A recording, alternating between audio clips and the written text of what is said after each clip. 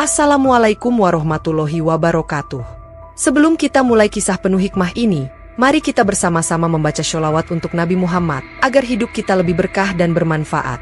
Jangan lupa tulis komentar Anda di bawah, karena pendapat Anda sangat berarti bagi kami.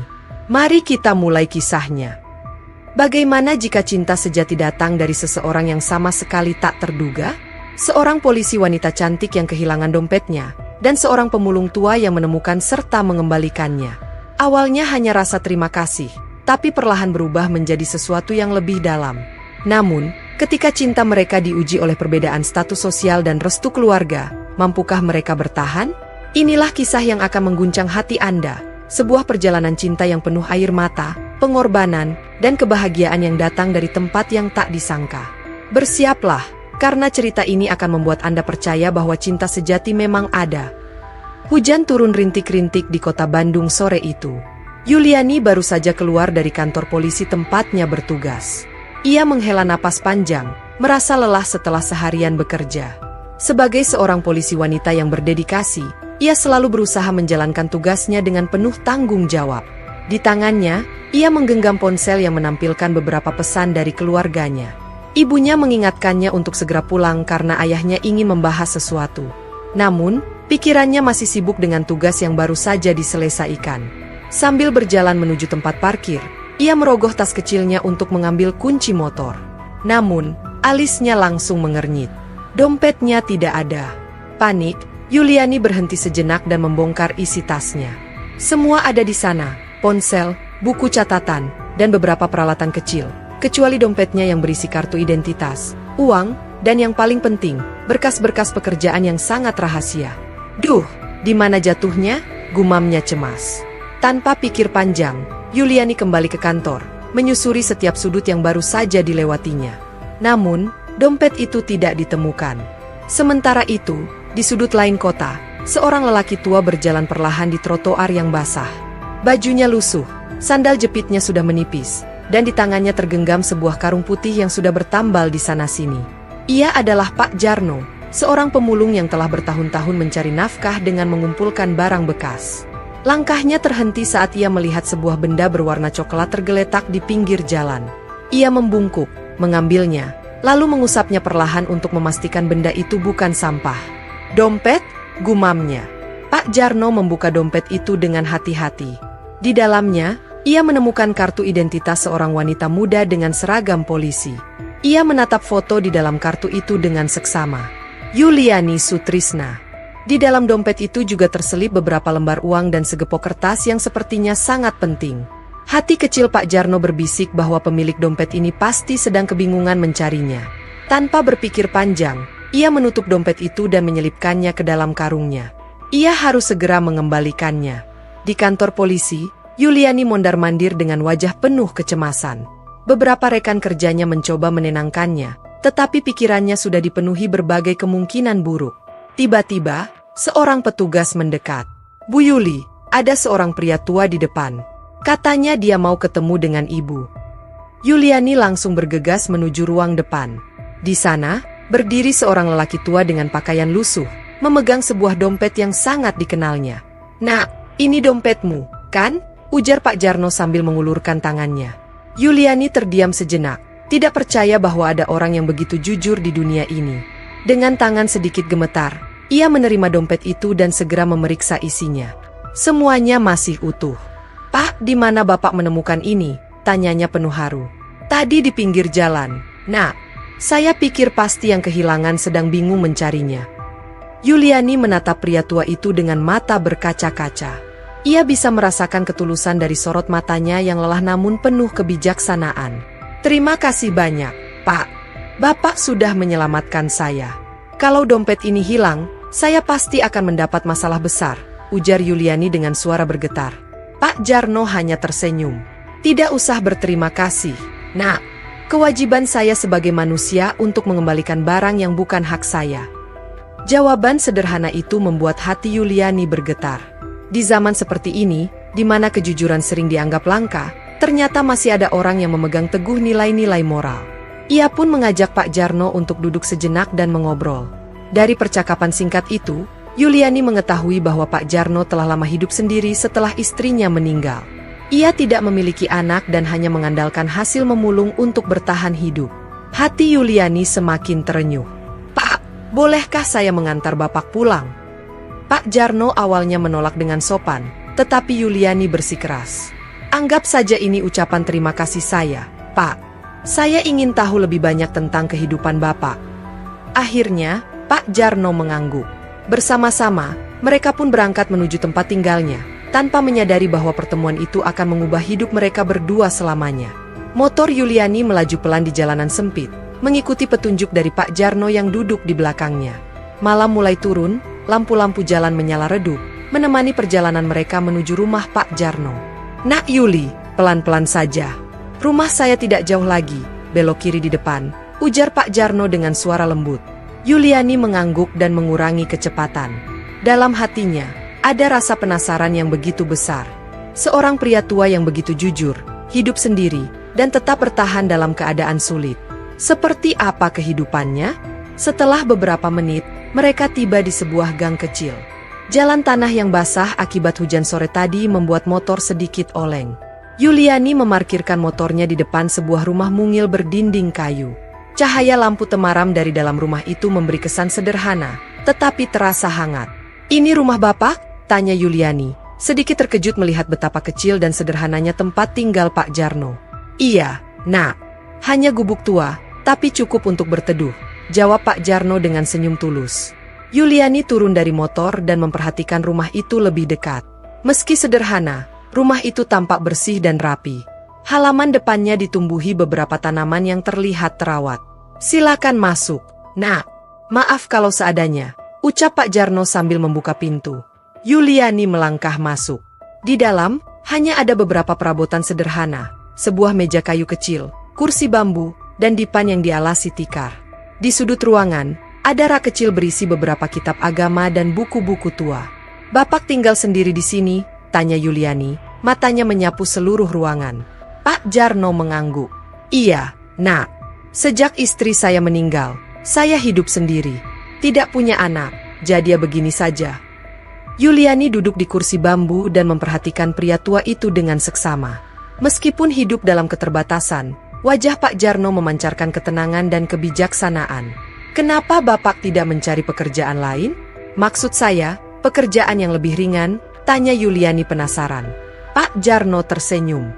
"Saya sudah tua, Nak. Tidak banyak pekerjaan yang bisa saya lakukan. Lagi pula, saya sudah terbiasa dengan pekerjaan ini. Yang penting halal dan tidak menyusahkan orang lain." Jawaban itu kembali membuat Yuliani kagum. Betapa banyak orang di luar sana yang ingin cepat kaya dengan cara instan, tetapi pria tua ini memilih jalan yang jujur meskipun sulit. "Bapak selalu sholat tepat waktu?" tanya Yuliani ketika melihat sajadah yang tergantung di dinding. "Insya Allah, Nak. Kalau kita masih diberi kesempatan hidup, sudah sepantasnya kita bersyukur kepada Yang Maha Kuasa." Yuliani terdiam. Ada sesuatu dalam diri Pak Jarno yang membuatnya nyaman. Seperti berbicara dengan seorang ayah yang penuh kebijaksanaan. Malam semakin larut, dan Yuliani menyadari bahwa ia sudah terlalu lama di rumah Pak Jarno. "Pak, saya harus pulang.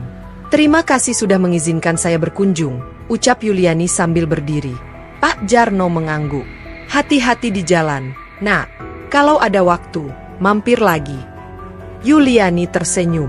"Pasti, Pak. Saya ingin mengenal Bapak lebih jauh." Sejak malam itu, sesuatu berubah dalam diri Yuliani. Ia tidak hanya sekadar mengagumi kejujuran Pak Jarno, tetapi juga mulai merasakan kehangatan yang sulit dijelaskan. Tanpa disadari, itulah awal dari kedekatan mereka berdua. Hari-hari berlalu, tetapi pertemuan dengan Pak Jarno terus membekas di hati Yuliani. Entah mengapa, setiap kali ia mengingat pria tua itu, ada rasa hangat yang muncul dalam dadanya. Kejujuran, kesederhanaan, dan ketulusan yang terpancar dari Pak Jarno seolah menjadi sesuatu yang baru bagi Yuliani, yang selama ini hidup di lingkungan penuh gengsi dan kemewahan. Di sela-sela kesibukannya sebagai polisi, Yuliani mulai sering menyempatkan diri berkunjung ke rumah Pak Jarno. Kadang ia hanya sekadar membawa makanan, kadang mengobrol di teras sambil menikmati teh hangat yang dibuat Pak Jarno. Warga sekitar mulai memperhatikan kedekatan mereka, tetapi tak satu pun berani bertanya lebih jauh. Suatu sore, Yuliani datang dengan membawa sekantong beras dan beberapa kebutuhan pokok lainnya. Saat tiba, ia melihat Pak Jarno sedang menyapu halaman rumahnya yang kecil. "Assalamualaikum, Pak," sapa Yuliani dengan senyum cerah.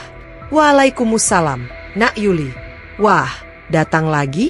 Bawa apa itu?" tanya Pak Jarno dengan tatapan heran. "Ah, cuma sedikit bahan makanan untuk Bapak. Anggap saja hadiah kecil dari saya," jawab Yuliani sambil menyerahkan kantong plastik itu. Pak Jarno menghela napas, lalu menggeleng pelan. "Nak, Bapak ini memang miskin, tapi bukan berarti harus bergantung pada orang lain. Rezeki itu sudah ada yang mengatur, dan selama Bapak masih bisa bekerja, Bapak akan tetap berusaha." Yuliani terdiam. Ia tidak menyangka jawaban itu yang akan keluar dari mulut Pak Jarno. Di saat banyak orang berlomba-lomba mencari keuntungan dan bantuan, pria tua ini masih memiliki prinsip teguh tentang harga diri dan kerja keras. Namun, alih-alih merasa tersinggung, Yuliani justru semakin kagum. "Saya tahu, Pak, tapi saya hanya ingin berbagi. Bapak sudah banyak mengajarkan saya tentang arti kejujuran dan kesederhanaan. Izinkan saya juga berbuat baik kepada Bapak."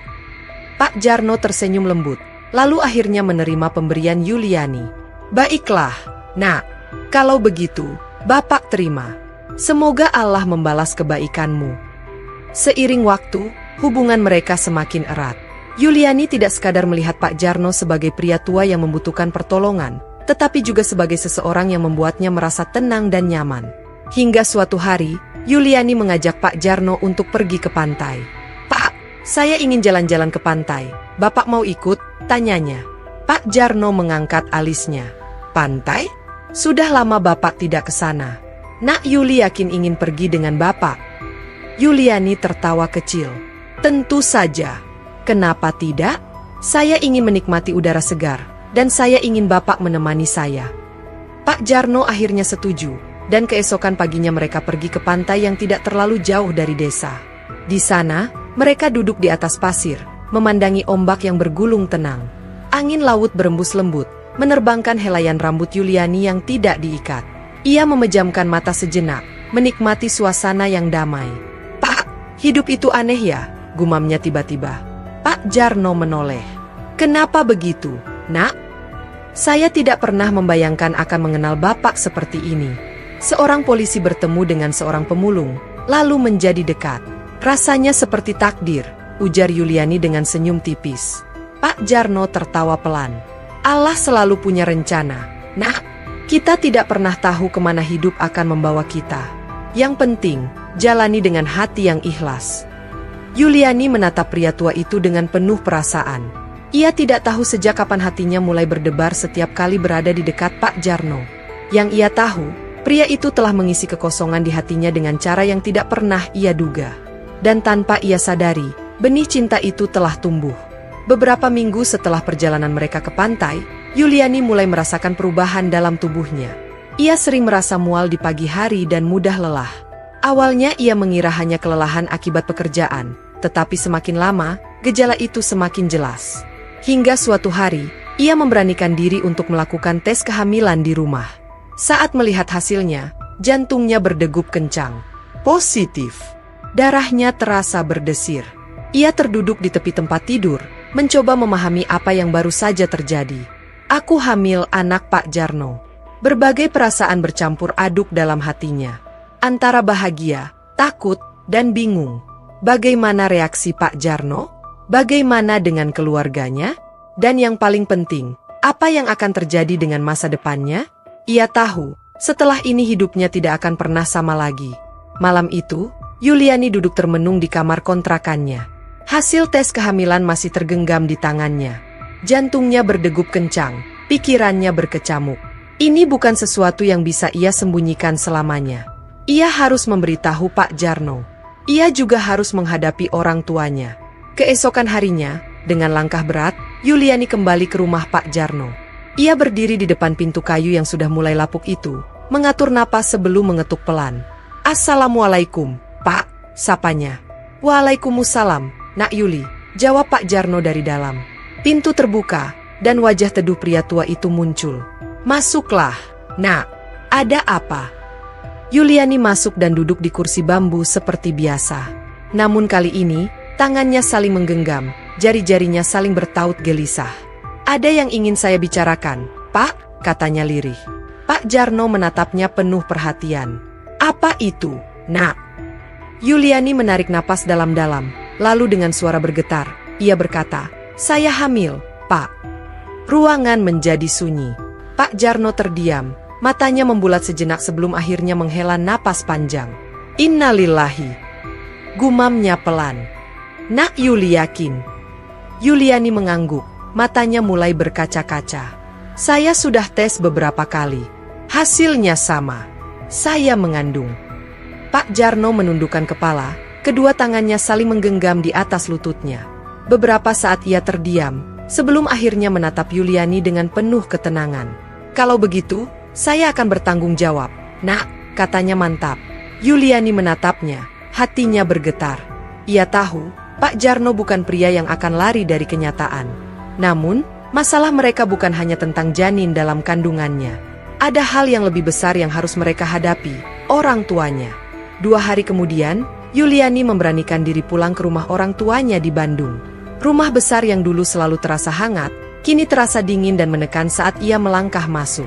Ibunya, Bu Rahayu, yang sedang duduk di ruang tamu, langsung berdiri ketika melihat putrinya.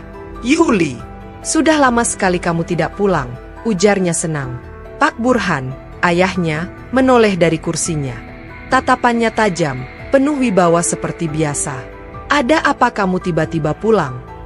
Yuliani menelan ludah. "Ini saatnya." "Ibu, Ayah, saya ingin bicara sesuatu," katanya. Suaranya sedikit bergetar.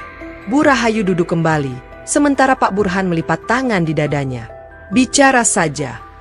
Yuliani menarik napas panjang, lalu berkata, "Saya hamil." Ruangan langsung hening. Wajah ibunya yang semula cerah mendadak pucat, sementara ayahnya menatapnya tajam. "Apa?" Suara Pak Burhan terdengar dingin. "Saya hamil," ulang Yuliani, suaranya lebih lemah. Bu Rahayu menutup mulutnya dengan tangan, sementara Pak Burhan berdiri dengan gerakan kasar. "Siapa laki-laki itu?" bentaknya. Yuliani menunduk. "Pak Jarno." Suasana berubah seketika. Ibunya tampak hampir pingsan, sementara ayahnya membanting gelas di atas meja hingga pecah. "Kamu bercanda?" teriak Pak Burhan. Laki-laki itu, seorang pemulung tua,